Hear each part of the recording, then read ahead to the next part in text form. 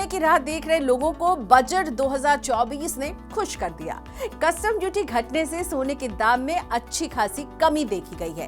कई लोग दुबई से सोना खरीदना पसंद करते हैं क्योंकि वहां सोना सस्ता पड़ता है, लेकिन गोल्ड पर अब कस्टम ड्यूटी में कटौती के बाद आप दुबई जितना सस्ता सोना भारत में ही खरीद पाएंगे।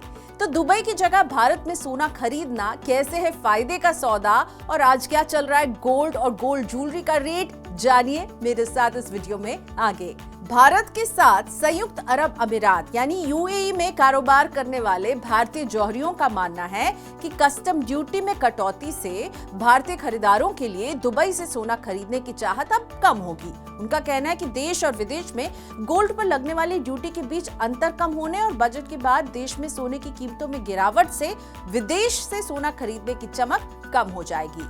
दरअसल बजट 2024 में गोल्ड पर कुल कस्टम ड्यूटी को 15% से सीधा गिराकर 6% पर ला दिया गया है, जिस वजह से घरेलू बाजार में सोने के दाम 5,000 रुपए प्रति 10 ग्राम तक घट चुके हैं। मल्टी कमोडिटी एक्सचेंज यानी एमसीएक्स पर सोमवार के शुरुआती कारोबार में अगस्त डिलीवरी वाला सोना मामूली बढ़त के साथ 68,500 रुपए प्रति 10 ग्राम के करीब चल रहा था, और पिछले हफ्ते बजट होने के बाद से सोने में हम अच्छी खासी गिरावट देख चुके हैं। सोने के आभूषण यानी गोल्ड ज्वेलरी की कीमतों की अगर बात करें तो इब्जा के मुताबिक 29 जुलाई को 22 कैरेट गोल्ड ज्वेलरी की खुदरा कीमत 67,140 रुपए प्रति 10 ग्राम तय की गई है, और इसी तरह 20 कैरेट वाली ज्वेलरी की बात करें तो इसका भाव 61,230 रुपए प्रति 10 ग्राम, और 18 कैरेट वाली ज्वेलरी की रिटेल सेलिंग रेट है 55,720 रुपए प्रति 10 ग्राम। इकोनॉमिक टाइम्स की एक रिपोर्ट में पोपले एंड सन्स के डायरेक्टर राजीव पोपले के हवाले से कहा गया है कि भारत में कस्टम ड्यूटी को घटाकर 6% किया गया है, जबकि दुबई में सोना खरीदने पर 5% वैट लगता है।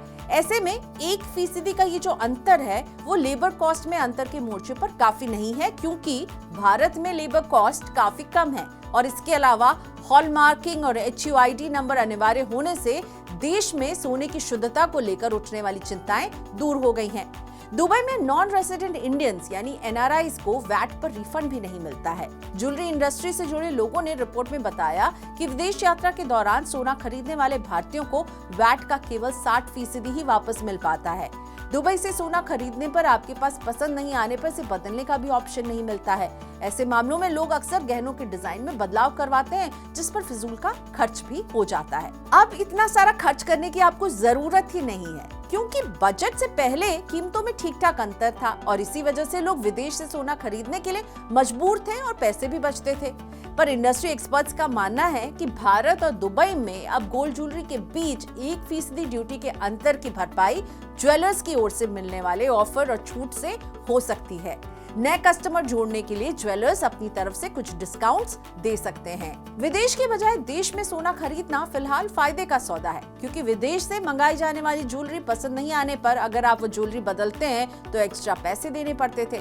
अब आपका ये पैसा बच सकता है, और सोने की कीमतों में आई गिरावट का फायदा उठाकर आप भारत में ही सस्ते में सोना खरीद सकते हैं।